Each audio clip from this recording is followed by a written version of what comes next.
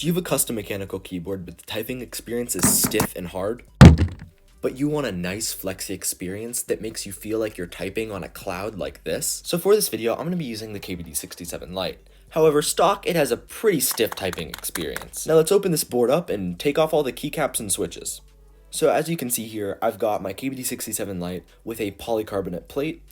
Now, I believe this is what comes with its stock, but the first thing that jumps out with me is that silicone dampening sheet that is in between the plate and the PCB. That is actually what the board is mounted on. However, silicone is not too squishy, so that's not going to provide us with very much flex at all. On top of that, silicone generally mutes boards. Now really, I don't like a muted sound, so more the reason to take it out. Now the next thing we're going to look at is the case. As you can see, it's got these little ridges in it which provide support. However, they also stop the board from flexing down too much. But since we want a flexy board, there's no reason to have them. So as you can see here, I'm just cutting them all out. Now with those ridges out, the board is super flexy, at least just the PCB, except for this one spot up here, where the board has to plug in.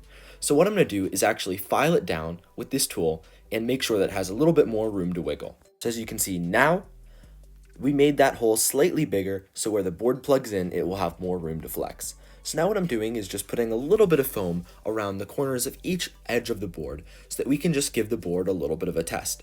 So what should happen now is when I press the board down, it should come up.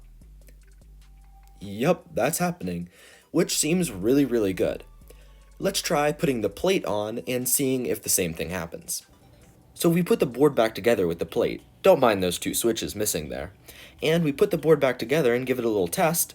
It should be flexing like the PCB, but it's not. So why is that? So it's actually because the plate has these little extruding edges that were meant for the gaskets. But now they're just preventing flex, so we're just going to cut them off. So now that should have fixed our problem, right? Yup, it sure did. So I didn't get the board screwed together, so it's a little wobbly here. But of course, that is a ton of flex for a board. And that's definitely what we wanted. Now, while I would say that's some alright flex, can we make it better? Yes, we can. So how are we going to do that? Now, while the board is pretty flexy, the only thing that's preventing flex at this point is the plate. And that's pretty flexy. So you know we're getting pretty serious. So we're going to cut around the plate. We're just going to cut out where our main keys are when we type on. So we're still going to have the polycarbonate plate for like our space bar and our number row, but we're going to cut out everything else. So as you can see, that's exactly what I'm doing here. Scissors definitely work better for cutting polycarbonate plates. If you're doing this on an aluminum plate, I would definitely recommend a Dremel. Now as you can see, the plate is gone for the main keys that we're going to be typing on. This is going to allow a little bit of additional flex.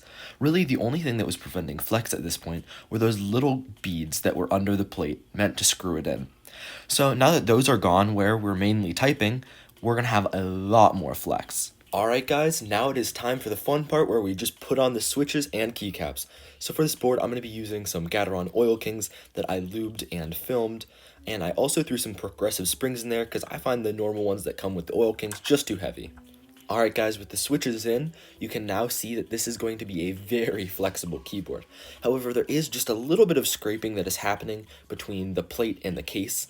So to fix that, I think I'm just going to add a little bit of duct tape, because what's kind of happening, I think that because it's not sanded down, there might be just a little bit of contact. So if we add just a little bit of tape in between, then it should remove all that scraping. So as you can see, I added just a little bit more foam and that tape around the edge of the board, and that's going to remove that scraping that was happening. Now that everything is done, I can say with near confidence that this is the most flexible KBD67 Lite. I mean, this thing is just crazy, like, so much flex, and I'm not even pressing down that hard. Now, before we get into a sound test, I just want to say, like and sub for a banana. So here is the sound test.